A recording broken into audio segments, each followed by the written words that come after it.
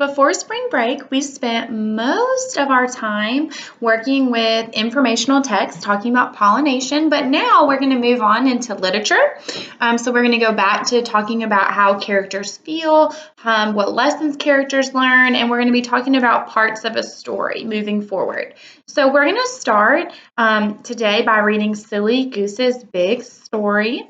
If you watch the other videos about our phonics skill, you can see that we have that vowel digraph O, O, and I want you to tell people around you, tell yourself, whisper it to someone. Does this vowel digraph make the sound like tooth or hook? Is it going to be a long vowel digraph or a short vowel digraph?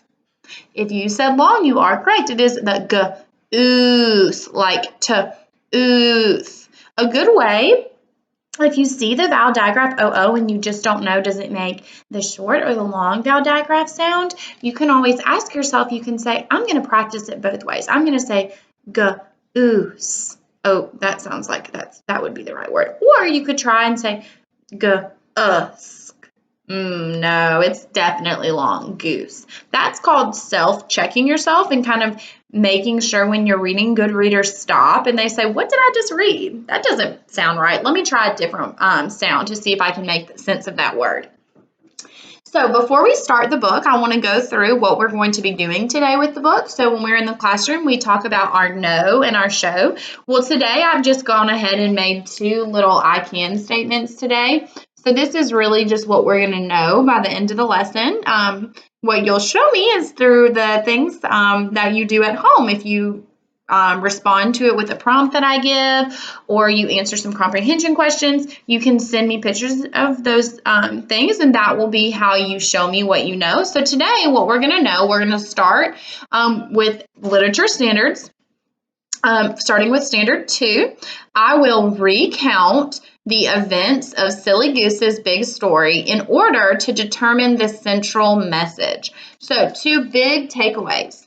We see the prefix re, so we're going to tell the story again in order to determine or figure out the central message. Let's think about central message.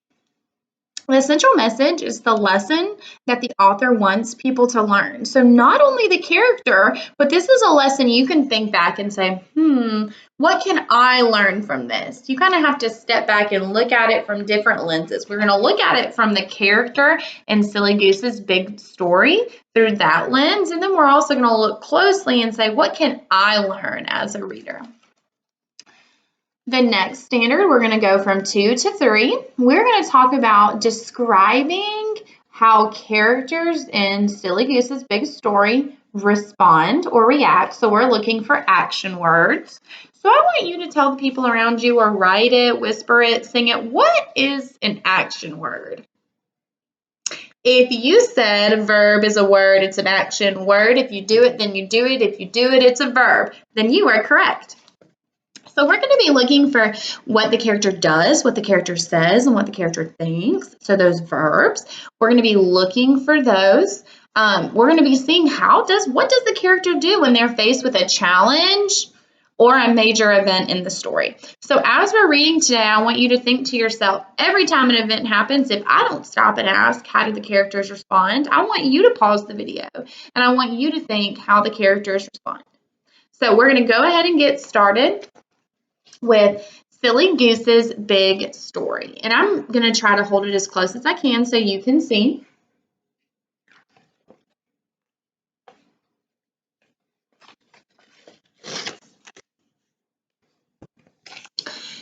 Goose made up great stories. His friends would always beg him, Goose, tell us a story. So when we think about who our characters are, I can already tell that my major character is going to be Goose. His name is in the title of the story. He's the first character that we're introduced to, but I want you to also identify who would be my supporting characters, or who are the people in the story that play an important role. I would say that that's probably Beaver, Squirrel, and Porcupine. So at the start of this story, let's think about our characters. What do they all want? They all want Goose to tell a story. What does that tell us about Goose's story? If all of his friends are wanting him to tell stories, what does that mean? I want you, every time I ask a question, I want you to pause it and tell your parents, tell your siblings, what does that mean if everyone wants to hear Goose's stories? What does that tell us about his stories? I think it tells us that he must tell some really good stories if everyone wants to hear them. One day, Goose said, "Once upon a time there was fierce pirates. Soon they were sailing the seven seas together looking for treasures. And Goose was the captain, the fiercest of all."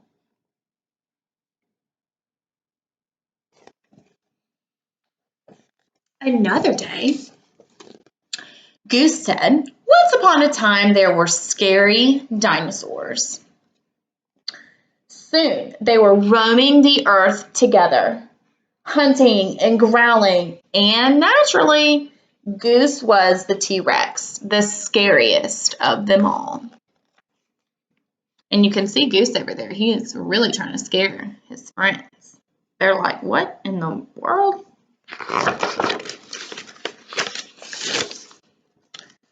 Then another day, Goose said, "Once upon a time there was a mighty king.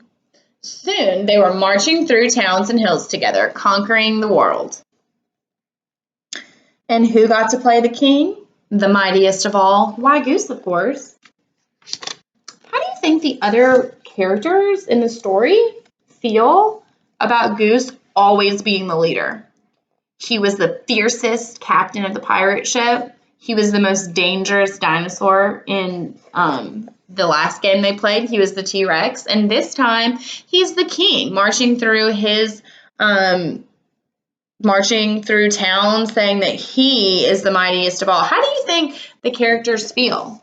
If you look at their faces, when I'm looking at it, I kind of see Beaver. Beaver is looking at him, not looking like he's having fun. Porcupine looks like he might be frustrated, and Squirrel or Fox does not look like they're having fun. So what can that tell us about how these characters are feeling? Wait a minute, Goose, said Beaver. "You always play the hero. Why can't we take turns?" "Yeah," said Porcupine. "I'd like to be the hero sometimes." "Me too," said Squirrel. "No way," said Goose.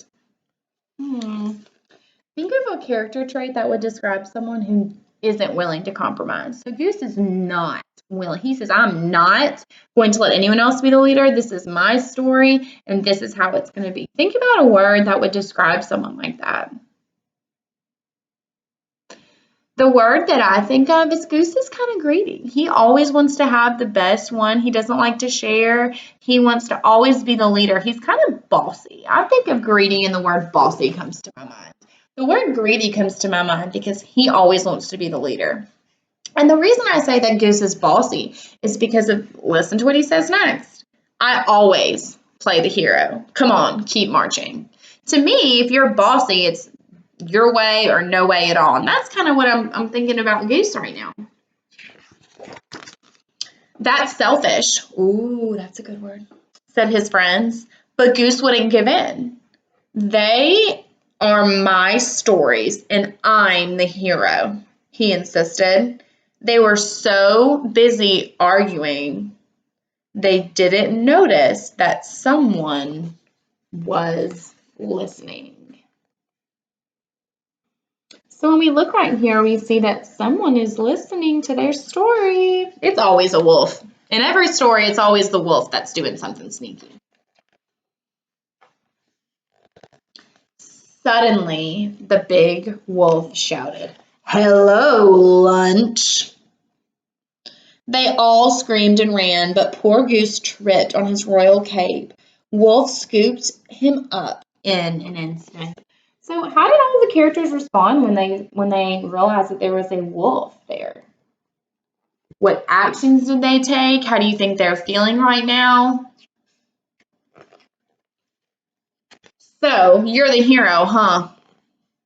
Wolf chuckled. More like a hero sandwich to me. Goose was in big trouble. He had to think fast. Finally, he had an idea. Mr. Wolf, Goose said, I'm glad I found you. You're in great danger. Is that so? Wolf laughed. How? Well, I'll tell you. So I want you to think about how Goose is responding. We know that the wolf is saying that he's going to be his lunch and things like that, but I want you to focus on Goose. What is Goose trying to do to solve this problem? Goose began the biggest story he ever told. Once upon a time, there were thousands of happy wolves living on this mountain. Uh-huh, said Wolf. Then one day, what's his name? Oh yeah, Wem. He showed up, said Goose. Wem? Who's Wem? Oh, Wem is short for wolf-eating monster. So how does Goose respond when he is captured by this wolf who's going to eat him? What is his response? Think about it, tell someone, write it down. So we says that Goose, he responded by saying he's going to come up with a big story and try and sneak his way out of this situation. Let's see if he's successful. Goose continued. He used to wander around saying, yum, yum, I smell a wolf. And when he found one, he popped it in his mouth like a peanut. So that's this Wim character, the wolf-eating monster that Goose is trying to scare the wolf into believing. You're lying, said Wolf, but he looked worried. It's true, Mr. Wolf, said Goose. Do you see thousands of wolves here? And this is the worst part. Wim is back. Do we think this is true, that there's really a wolf-eating monster, or do we think Goose is just trying to save his skin? The trees started to shake, and they heard loud footsteps in the distance. What's that? Said Wolf. Soon, spikes of hair, you can kind of see the spikes here, appeared above the treetops. It couldn't be, said Wolf. Then a deep voice bellowed. Yum, yum, I smell a wolf. It's Wom! Cried Wolf. He dropped Goose like a hot potato and took off running. He never looked back. So what does that tell us about Wolf? If he responded by running away from this monster, the wolf-eating monster, what does that tell us about Wolf? Is he brave? Is he courageous? Is he scared, frightened? Make sure to tell someone around you what word you would use to describe Wolf based on how he responded to the event of thinking that there is a wolf-eating monster back here. Woo! Goose was relieved, but not for long. Something was coming his way. It was getting closer and closer. Then, from behind the trees, there came, ooh, I can see that monster back there. What do we think it is? His ferocious-looking friends. Yum! I smell a wolf. They were still growling together. Goose shouted, oh, you guys, you're Wem, the wolf-eating monster. Yup, I shook the trees, said Squirrel. The footsteps were me, slapping my tail, said Beaver. I was the hare, said Porcupine. Hey, you know what? Beaver shouted suddenly. We finally got to play the heroes. Play the heroes, cried Wolf. Cried Goose, I'm sorry. Cried Goose. You are the heroes. You saved me. Tell us another story. Goose, the friends begged as they walked home. Okay, I've got a good one, said Goose. Once upon a time, there was a silly goose who had the 3 greatest friends in the world. The end, and there they are again. So when we think about how the characters responded, I hope that you took the time to pause the lesson and retell the story to determine how the characters responded. So that's our third standard, describing how characters respond in a story to challenges and events. So if you want, rewatch the video, and every time you see a new event, pause it. You can write how the character responded, or you could tell someone. Now let's come up to the central message. So when we read this story, we want to think about, what did the character learn? So we first have to identify what the character's problem was. So I want you to pause the video and take a couple minutes to write down what the character's problem was.